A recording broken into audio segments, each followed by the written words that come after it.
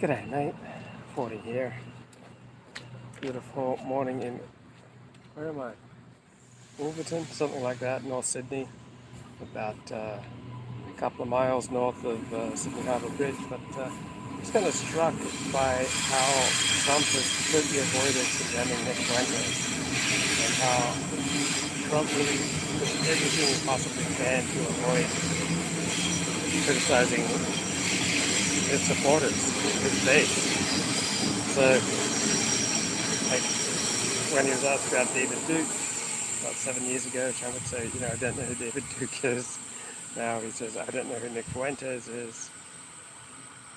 And after Charlottesville, right, Trump did everything he could to avoid singling out the alt-right. That Trump recognizes that he gets a lot of these votes, and so he's not going to alienate his supporters. And David Frum, actually, on The Atlantic, had a good column. And there's a great analogy here from China Watcher, that when someone's losing power, you look to blast them for doing wrong, right? And then people will say, oh, they lost power because they've done wrong. But no, when you lose power, they blast you for doing wrong. When you have power, they make excuses. Start with Alsco. So Republican condemnation of Donald Trump, to the extent it exists, is because they don't want him winning again. So this is a pretty good here in the Atlantic by David Frum on Nick Fuentes, a ploy, not a principle. So he says Republican criticism of Donald Trump's Mar-a-Lago dinner with a Holocaust denier will be disavowed if Trump looks to be winning the party's 2024 election. Yeah, if people like you, if you have power, if you're in good with people, they can make excuses for you. Like, we tend, not just with political figures, we tend to make excuses for our friends. Like, if we see behavior by friends that we think is aberrant, like, we will excuse it because it's too complicated to think that now our mates are child beaters or wife beaters or tax cheats or people who commit felonies or people who screw over innocent people. We don't want to think of that about our friends, so we naturally make excuses for our friends and kind of dismiss all contrary evidence to our understanding of them. And usually we only see our friends in like one sphere. So we may have friends that we meet up with at the pub, or we may have friends that we meet up with at church or at synagogue, or we may have work-related, profession-related, education-related friends. And so we primarily see them in one area, and then we just generalize from that. And because they're our friends, we think, oh, how kind-hearted they are, how good they are. Well, your friend could very well be kind-hearted to you, kind-hearted in the one particular sphere you see him in, but in business he may be a son of a bitch. And with his family he may be cruel. Right? So any character traits are domain specific. All right, the person who's honest with his family is not necessarily going to be honest in business. The person who's honest in business is not necessarily going to be faithful to his spouse. And so people who want to align with Trump, they see it in their self-interest, they're not going to condemn him for dinner with Kanye West and Nick Fuentes. And like, did you see those photos? Okay, really funny photos of Nick Fuentes and Kanye West and Milo, like all hanging out, and they're all on a plane, and they're all like, Milo's reading the Bible, and Richard Ananya tweets, Milo used to be very open about how much he enjoys certain body parts of black men. I admire what Christ has done for him, allowing him to stay immersed in his Bible while mere inches away from Kanye. So, let me show you this tweet.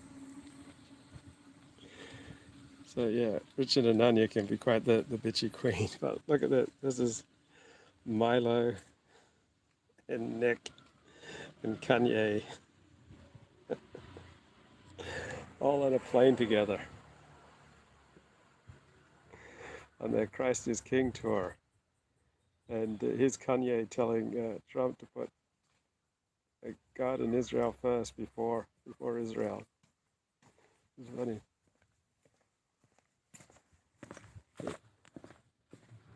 Oh, I got my headphones on. Let me.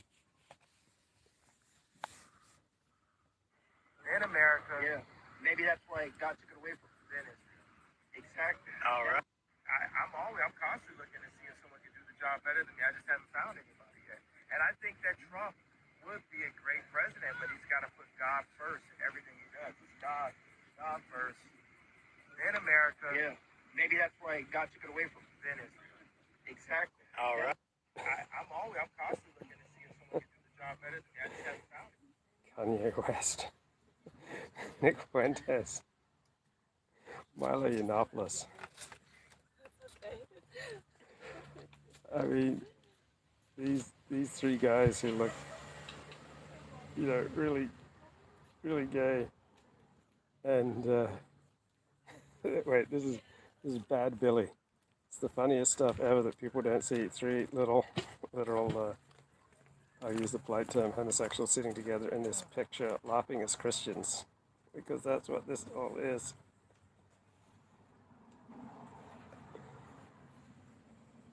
Oh man, this is hilarious. Okay, and so David Frum says, for once, Donald Trump has a point. And Trump's point is that you supported me before. If I get power, you're going to support me again because it's in your best interest, even if you don't agree with who I'm having dinner with. So some former Trump supporters have raised their voices against this meeting, like this time Trump has gone too far. But his points, Trump's point, implicitly, have these critics been in a coma since 2015? Like, Trump's been hanging around with some dubious characters for a long time, long before he even entered politics. So, keeping company with Nick Fuentes isn't even a Republican deal breaker. So at least two members of the House Republican Caucus Conference, Paul Gosar and Marjorie Taylor Greene, have done so. And the next Speaker of the House, Kevin McCarthy, has promised both of them important committee assignments in the next session. So, like, if Trump-endorsed candidates had done better in the recent midterm elections, if Republicans had won the Senate, so if the party's donors were uniting behind Trump rather than DeSantis, then all you would hear from Republicans would be excuses. So if you have power, if you have popularity, people are just going to find every reason to excuse your behavior. It's not just Trump, it applies to you and me. And people kick you when you're down, like when they think you can get away with it. But when you're in power, right, they don't kick you when you're popular. But this is a China watcher. They say that an official who has done wrong will lose power. What really happens is an official who loses power will be accused of doing wrong. So compare two Wall Street Journal articles 5 years apart. And here's yesterday's Wall Street Journal editorial about the Trump-Fuentes dinner. It's a clear and forceful demand for personal responsibility. Mr. Trump hasn't admitted his mistake. Yeah, it's kind of interesting that Trump hasn't, criticized Fuentes by hosting these men, by distancing himself from Fuentes. So instead, Trump portrays himself as an innocent who is taken advantage of by Kanye West. Then you look at the Wall Street Journal's editorial after Charlottesville, and the Wall Street Journal says demanding personal responsibility of Donald Trump is essentially to be avoided at all costs. The focus on Mr. Trump is a cop-out because it lets everyone duck the deeper and growing problems of identity politics on the right and the left. Donald Trump didn't create this identity obsession. He's more a symptom than a cause. So in 2017, Trump was necessary, and so he had to be defended. 2022, Trump is inconvenient, so he can be condemned. So the extent that Republicans are condemning Donald Trump for his dinner with Nick Fuentes is because Trump is perceived as having lost power and status.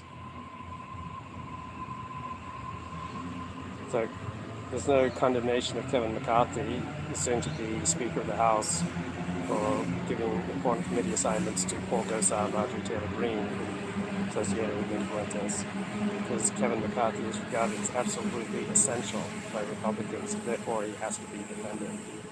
But if Kevin McCarthy weren't regarded as essential, then he'd be condemned. So Trump was caught on audio giving his core philosophy of scandal management. When you're a star, they let you do it. You can do anything. But here's the corollary. When you cease to be a star, they stop letting you get away with it. So for big dollar Republicans right now, Donald Trump has ceased to be a star. So there's this theory swirling around that Richard Spencer's pushing that the Nick Fuentes dinner was ordered from a Ron DeSantis inspired dirty trick. So I agree with David Frum. This is too complicated, too implausible.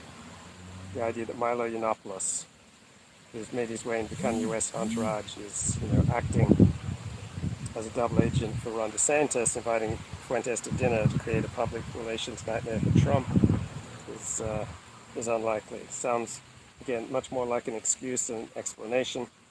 So Republicans who once submitted to Trump are now looking for exits. It's not because of principle, right?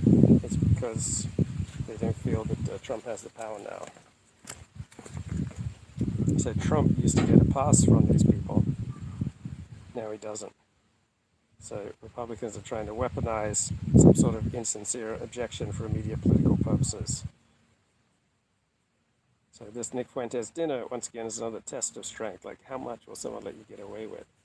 Like, if you're dating someone, they let you get away with bad behavior, you're going to persist in more bad behavior. If you're an employee and your employer lets you get away with bad behavior, you're probably going to take in more bad behavior. All right? Donald Trump has long benefited, most of the last 6 years, from the protection of the Republican Party, because the Republican Party has felt like it needs Trump. Now you've got rich and connected Republicans saying that they're better off without Trump, and therefore you're getting some condemnation. So the overall level of the criticism of Trump is really just a reflection of his power status within the party. And we all have power status that goes up and down depending on our popularity and depending on our competence. So you walk into a room one day and you're in a powerful state, and you'll get a different reception than a different day when you're down in status. So it's possible that Trump wins the Republican nomination again, and then the GOP is just going to rally around him. So I've been struck by the relatively muted level of Republican criticisms of Donald Trump. Like, it seems to me that they haven't been particularly interested in going after him, so Trump still commands a tremendous amount of power. So, having dinner with Nick Fuentes, that made me consider a bad thing, but what about his election denial, right? Which I think was somewhat exaggerated. It's not so much election denial, it's just more that Trump is never a good loser. The Motley Crew, Nick, Kanye, Milo, the three amigos. It's hilarious, man. This is going to be awesome. All right. So, if Donald Trump's deal with the Republican Party is in danger now, it's not because Trump has done a bad thing, right? He's exactly the same man as he was 7, 6, 5, 4, 3 years ago. His party's the same. It's just that the political and power calculations have possibly changed. Okay, see you later. Just sharing my wisdom with